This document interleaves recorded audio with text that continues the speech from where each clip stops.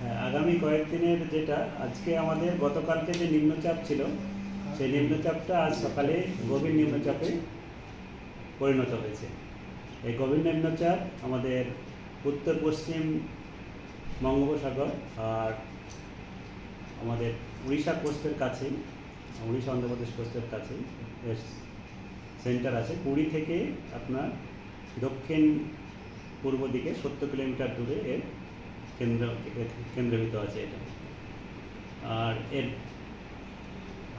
আগামী 24 ঘন্টায় এটা আগামীকাল সকালের মধ্যে পুরীর কাছাকাছি এটা উড়িষ্যা কোস্ট ক্রস করার সম্ভাবনা আছে।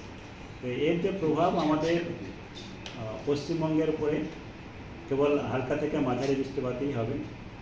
সব জায়গাতেই হালকা থেকে মাঝারি বৃষ্টিপাত থাকবে। ভারী বর্ষার তেমন সম্ভাবনা আমাদের পশ্চিমবঙ্গে এর প্রভাবে নেই। তবে বজ্রবিদ্যুৎ সহ বৃষ্টিপাত হালকা থেকে মাঝারি সব জায়গাতেই হবে। মূলত আমাদের এর প্রভাবে যেটা সতর্কতা জারি করা রয়েছে সেটা হচ্ছে মৎস্যজীবীদের জন্য। মৎস্যজীবীদেরকে আগামী 21 তারিখ পর্যন্ত সমুদ্রে যেতে মানা করা হয়েছে।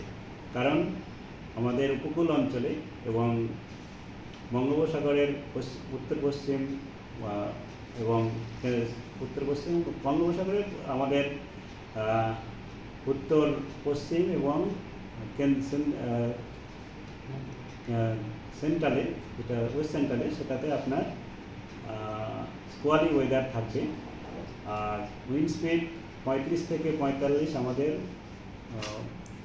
পশ্চিমবঙ্গের উপকূলে, আর 45 থেকে 55 কাস্টিংয়ের 65 এটা আপনার আমাদের বঙ্গোপসাগর সমুদ্রের গভীর সমুদ্র এলাকায় হওয়ার সম্ভাবনা আছে। তার জন্যে মৎস্যজীবীদের আগামী 21 তারিখ পর্যন্ত সমুদ্রে যেতে মানা করা হয়েছে। এটাই আমাদের মূলত প্রভাব এই গভীর নিম্নচাপের জন্য।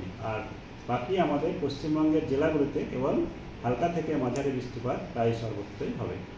আর এখন আগামী দুদিনে, আজ আর কাল এবং 21 তারিখে আপনারা যেটা বলছেন তৃতীয় দিন, সেটা আমাদের পড়ছে 21 তারিখে আমাদের দক্ষিণবঙ্গের জেলাগুলোতে সর্বত্রই বৃষ্টিপাত হালকা থেকে মাঝারি থাকবে। বজ্রবিদ্যুৎ সহ কোথাও কোথাও বৃষ্টিপাত হবে মেনলি।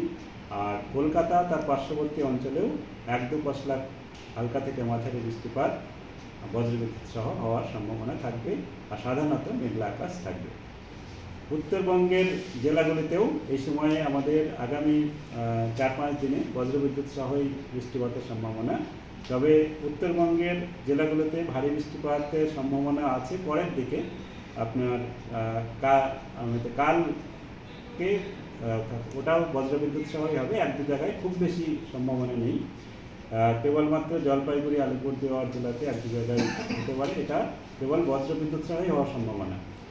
আর দক্ষিণবঙ্গের বজ্রবিদ্যুৎ সহ বৃষ্টিপাত যেমন বললাম হালকা থেকে মাঝারি। তবে 21 তারিখের পরে 22 তারিখে আমাদের মনসুন যে নিম্নচাপ রেখা, এটা এখন আমাদের স্বাভাবিকের থেকে দক্ষিণ অংশে আছে। এটা উপরের দিকে ওঠার আসার সম্ভাবনা আছে স্বাভাবিক স্থানে। তার প্রভাবে বৃষ্টিপাত, ভারী বৃষ্টিপাতও হতে পারে 22 তারিখে। সেটা আপনার south 24 Pargana, east and West Medinipur জেলাতে। আর 20 তারিখ মানে কালকে 1-2 জায়গায় হতেও পারে আপনার পশ্চিম মেদিনীপুর আর ঝাড়গ্রাম জেলাতে। বাকি কলকাতা পার্শ্ববর্তী অঞ্চলে আগামী 3-4 দিনে এই 1-2 পশলা করে বৃষ্টিপাত, হালকা থেকে মাঝারি বৃষ্টিপাতেই সম্ভাবনা থাকবে। সাধারণত মেঘলা আকাশ থাকবে। টেম্পারেচার আমাদের আপনার এই 30 থেকে 32 এই রেঞ্জেই থাকবে আগামী দিন।